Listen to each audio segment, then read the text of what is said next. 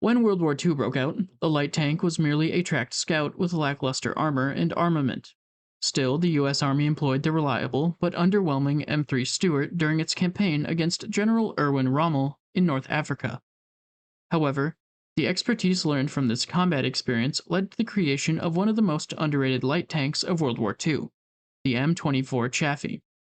Also known as the Panther Pup for its similarity to the German tank and its inclusion of sloped armor, the M24 was also armed with an effective 75mm cannon, a 50 caliber machine gun, and two 30 caliber Browning guns. With a top speed of 35 miles per hour, a range of 100 miles, and excellent off-road capability, the Chaffee became the spearhead of armored formations when the Allied forces crossed the Rhine to defeat the Third Reich. Moreover, its operational service lingered well after that global conflict. British and American combat experience during the North African campaign showed the severe deficiencies of the M3 and M5 Stuart tanks. Although the tanks were reliable and fast, their design had went back to the 1930s, and the M3 was almost obsolete by 1942 standards. The tank had thin armor and a high silhouette that made it an easy target for Axis tanks. Furthermore, its 37mm gun was almost useless against the superior German panzers. Although the idea to replace the M3 Stuart dated back to 1941 while the US was readying itself for war, the US Army Ordnance Corps took it more seriously until 1943. In partnership with the Army, the Cadillac Company began the development of the T7 tank, which was to be equipped with either a 57mm or 75mm main gun. The vehicle eventually became the M7 medium tank, but was cancelled shortly after, as it exceeded the weight limit of a light tank. Cadillac and the Army began working on the light tank T24 project, which retained some characteristics of the M7, including its 75mm cannon. By October of 1943, the first prototype was delivered to the Army for testing, and minor modifications were made, including adding a vision cupola for the tank commander, and after several trials, the Army put an order for 1,000 vehicles, but it quickly increased to 5,000 to replace the active M3 and M5 Stuarts as soon as possible. Production began in April of 1944, but really picked up in June when the M5 Stuart was finally cancelled. The need for a new light tank with an upgraded gun and better armor and mobility came to be for several reasons. The first was the urgent requirement to replace the outdated 37mm cannon, which was no longer effective against German and Axis armor. Secondly, the armor protection of the M3 and M5 Stuart was no longer deemed adequate for the rapidly changing circumstances of armored warfare. The American tanks had become too vulnerable against the superior Wehrmacht panzers and Axis anti-tank artillery.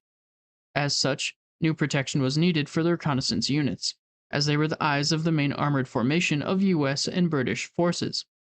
The tanks' jobs were to race ahead of the primary formation and scout the areas nearby to gather intelligence about hostile enemy strongholds or units in the vicinity. If located and properly identified, the M3s and M5s had to report the location of enemy forces, call in an airstrike or an artillery barrage, and leave the area without making contact with the hostile forces. These types of lightly armored vehicles were not meant to participate in direct combat actions, so they relied on their superior speed and maneuverability to get out of harm's way. Still, the war in North Africa took the role of armored reconnaissance to the next level, as numerous skirmishes simultaneously took place across vast desert landscapes where dunes, hilltops, and desert storms occasionally became the hiding spot for ambush units. With counterparts such as General Erwin Rommel, who earned the nickname the Desert Fox for his leadership and strategic abilities, the Allied forces had to go to great lengths to confront the Afrika Korps during the North African campaign. The M24 light tank was nicknamed M24 Chaffee in honor of Major General Adna R. Chaffee Jr., who is considered the father of the armed force. After making the last tweaks to the prototypes, the final version of the M24 tank was shipped to Europe. Weighed over 19 tons, had a length of 18 feet with the main gun forward, a width of 9.4 feet, and a height of 8.1 feet. It had enough space for a 5-man crew, which comprised a tank commander, a loader, a gunner, a main driver, and an assistant driver that was also the radio operator. The M24 had a conventional tank layout with the driving compartment located at the front, the fighting compartment in the center, and the engine section at the rear. As a light cavalry tank, the M24 Chaffee's armor was relatively thin when compared to medium battle tanks. It had a maximum thickness of 1.5 inches at the gun shield, the front glacis was just 1 inch, or 25 millimeters thick, and the sides in the turret also measured the same. Meanwhile, the top of the hull was only 10 millimeters thick. Still, the implementation of sloped armor slightly increased protection if compared with the thicker but flat armor of the M5 Stuart. Notably, the armor thickness on the hull was not uniform. Although the front was 25 millimeters thick, the hull's side protection decreased significantly to the point that the area that protected the engine compartment was only 19 millimeters thick. The M24 Chaffee was powered by two liquid-cooled Cadillac 44 T24 8-cylinder gasoline engines that generated 110 horsepower each. As a result, the M24 could achieve a top speed of 35 miles per hour with a maximum range of 175 miles, thanks to its 100-gallon fuel tank. Wide steel block tracks that were 16 inches wide provided the traction, and a conventional torsion arm suspension was used for the dual-track wheels. A compensating wheel was placed at the rear of both sides to maintain constant track tension, while dual controls were provided for both the main driver and the assistant driver in the case of an emergency. Its main armament comprised a 75mm gun with 360-degree traverse capability, and the tank had the capacity to shoot 48 rounds.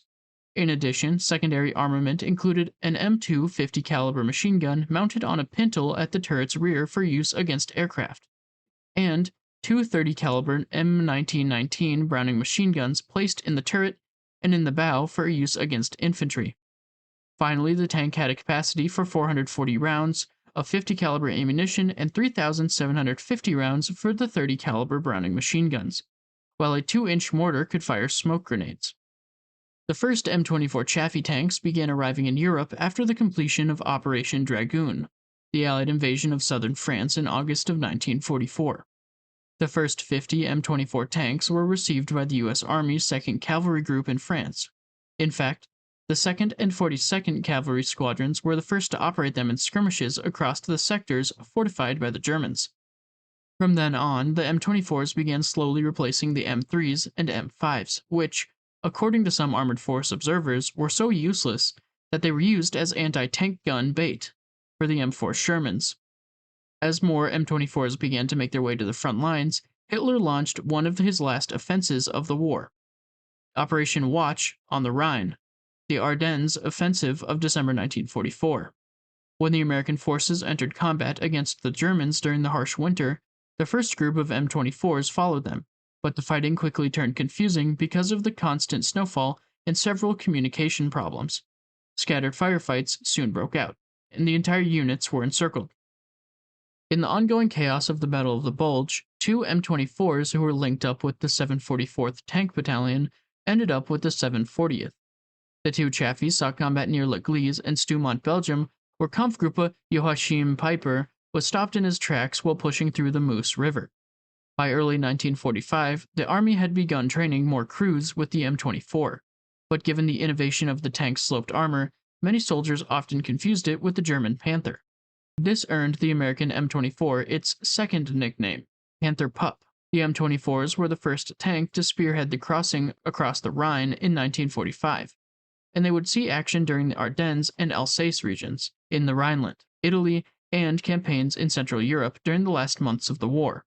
Meanwhile, the United States Marine Corps rejected the M24, and no Panther Pup ever saw action in the Pacific.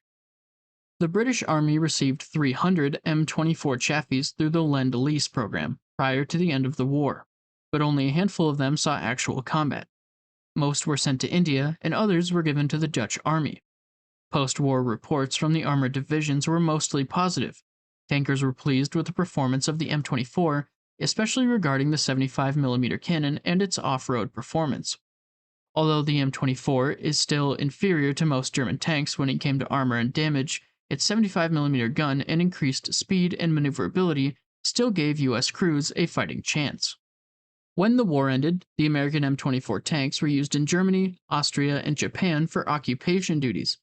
These same tanks, stationed in Japan for peace duties, were then rushed to South Korea when the Communist North abruptly invaded its neighbor on June 25, 1950.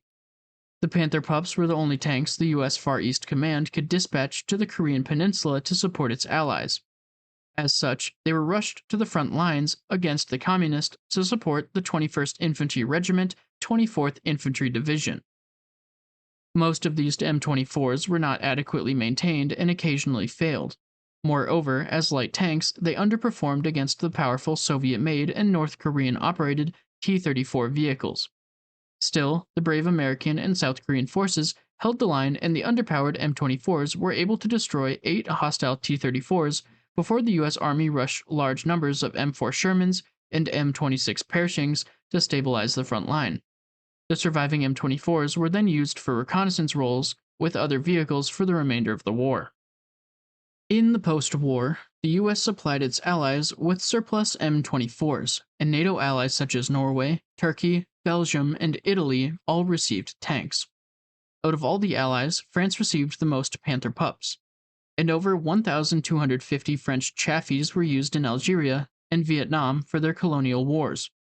The M24s were deployed by the French army during the escalating tensions against the Viet Minh and the communist sympathizers supported by China and the Soviet Union in French Indochina. While there, the light tanks were mostly used for infantry support missions. However, the harsh terrain, the weather, and more importantly, the Viet Minh's use of artillery and explosives left many Chaffies out of commission. Several M24s were even deployed via airdrops to support French troops encircled in Dien Bien Phu during the decisive Battle of 1954. Ultimately, the surviving M24s ended up in the hands of the Army of South Vietnam once the French retired from the country in 1955, and some were used in the coup attempts of 1963 and 64. All in all, more than 28 nations used the M24 as part of their armed forces, and more than 4,700 were produced before the legendary model was replaced by the M41 Walker Bulldog light tank. What are your thoughts on the M24 Chaffee? Let me know in the comments below. While you're down there, don't forget to leave a like and consider subscribing if you haven't already. You could also stick around and watch some of my other content above. No matter what, I hope you enjoyed and can't wait to see you in the next one.